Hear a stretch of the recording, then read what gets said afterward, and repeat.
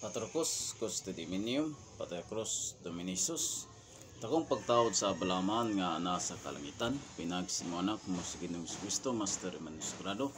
Simbahon ko ang imong ngalan, magharit kanamo, tumanon imong pagbuti ni siyuta, ingon gituman kini dito sa langit. Mga igsoon, aniya usab kita nga magsanga na sa pulong sa Ginoo. Mabasa nato sa Mateo Kapitulo 12, versikulo 18. Nga ang Diyos na ingon, aniya akong gipili nga sulugon nga akong gihigugma, o gikahimot-an kaniya, pakunsaron ko ang kong espiritu, o gisangyaw ang akong kabubuton nga to sa tanang katawan. O kanatong tanan, kung mga igsoon sa Sagrado Corazon Senior, o kumusta? O mga igsoon, salamat sa tanan nyo paglantaw ning video, o labi na sa nag-comment ni ini. O papanalanginan kita kanunay sa Ginoo, o labi na kanunay nga ga-like sa tong video, o panalanginan kita kanunay sa Ginoo sa paghatag kanto og suporta isip usa kini nga paagi sa paghatag usab kana og pagdasig o pag-agak ngadto sa uban, ngadto sa atong pagtulon-an isip usa ka pagsunod sa kabuton sa Dios nga kita nagkinabuhi diya sa balaan og matarong sa pagsunod sa iyang mga sugo. Og kanatong maigsoon nga naingon sa kasulatan maigsoon sa Juan Kapitulo 15 versikulo 5 nga naingon, ako ang punuan sa paras, kamu ang masanga, ang magpabilin kanako, ako diya kaniya, kay kun wala ako, wala kamoy mahimo. Busa migsoon sa tanang natong mga gimboton isip usa ka Sagrado Corazon Senior, isip espiritual nga gimboton sa pagtudlon-an nga wala tay mahimo sa tong gibuhat kung wala ang Dios, kung wala ang Ginoo nga naggiya nga ni kanato. Busa atong isangyaw sa tibuok kalibutan nga ang ngalan sa Dios nga makaluwas nga ni kanato, nga maoy naghiya isip kita nga gihimong instrumento sa pagsaysay sa pulong sa Dios nga pinaagi niini kita makabaton kita og insaktong pagbutyag sa kamatuoran dili ngadto sa bakak. Magsoon atong ibutyag ang kamatuoran base sa nasulat sa sulatan.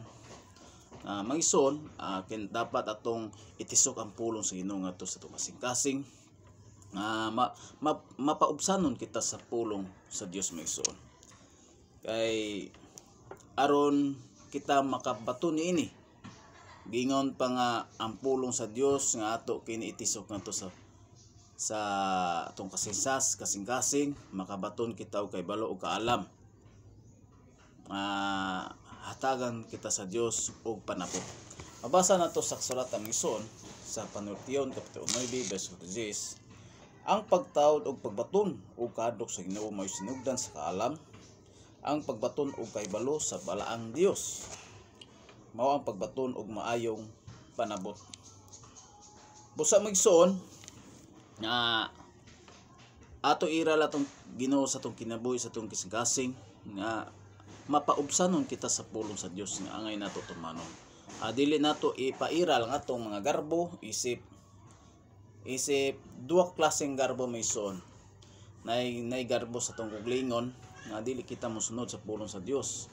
Og dunay garbo nga pulong sa Dios nga ato siya ipasigarbo ngadto sa tibuok kalibutan nga ang Ginoo nga moy giya nga ni kanato nga ato siya ibutyag. Ang garbo may suon usa ka na pagi nga ang garbo nga ato siyang gipasigarbo. Garbo nato nga ang Dios isip moy mugiya kanato nga pinagi nini, pinagi sa Espiritu Santo isip nalipay kita sa to pagsaysay sa pulong sa kamatuoran. Dili pinagi kanatong kuglingon kundi dili pinagi sa Espiritu Santo, pinagi sa pulong sa Dios. Ato mabasa maison sa garbo nga makahatag usab kini nga makapukan ngan kanato kung kita di kita mosunod ngadto sa pulong sa Dios. Mabasa nato sa Panultiyon Kapitulo 16 versikulo 18. Ang garbo mosampot sa kalaglagan og ang pagkamay tas-on ngadto sa pagapukan Nabalo ka nga makaayo ang pulong sa Dios sa pandili nimo tumanon. Tod kay iral nimo imong garbo isip ipatuman nimo ang imong kuglingon. Napasabot nga mayson wala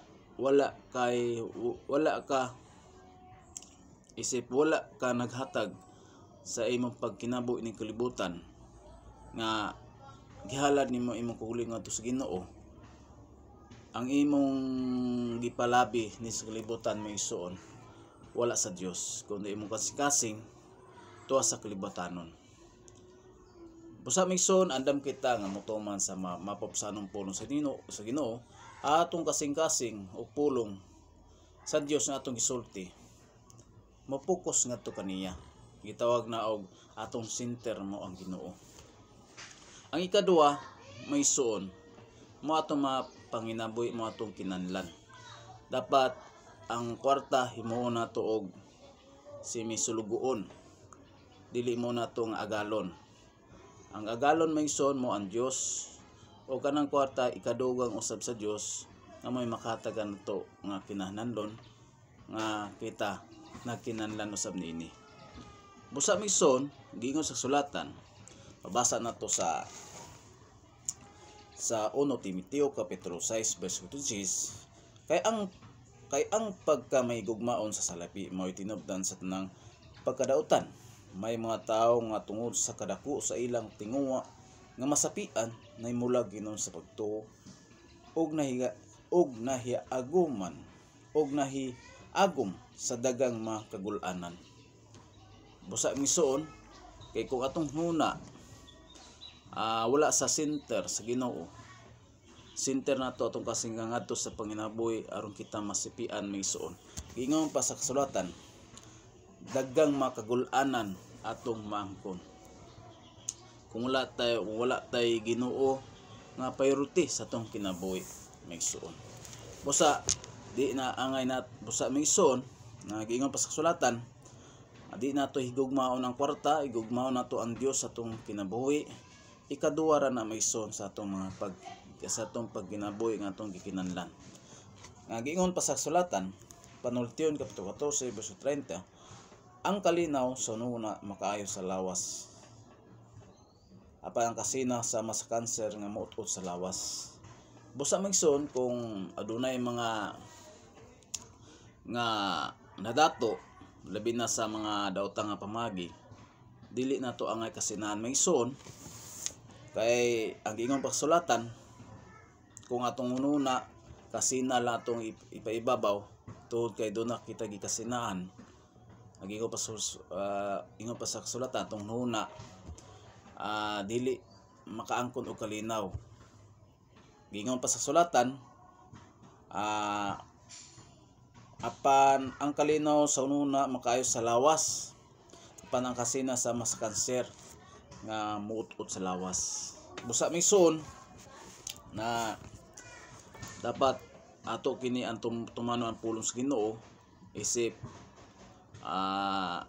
dili ginato angay kasinahan ang mga nagbuwat sa mga kanabitong mga buwat nga dali ra nila makabot ang mga daotang pamagi ba. Ato mabasa-basad nato na sa sulatan migson, mabasa nato sa Panultiyon kapitulo 23 verse 17 ug 18. Ayaw kasina sa mga makasala inon pagdayon sa pagbaton ug hadlok ug pagtawd sa Ginoo sa tibok mong kinabuhi. Kung buhaton mo kini mayag ang imong kaugmaon. Mao kini ang pulong sa Dios. Dalaygon ang Dios og pasalamatan sa tanan. Hinaot ato kini masabtan ang pulong sa Ginoo ug ato kini itisok. O kanato maigsoon pinagi sa gawom ug himaya sa Dios hantod sa kanturan ug pasalamatan sa tanan. Himaya samahan sa Anak ug sa Espiritu Santo. Salamat maigsoon.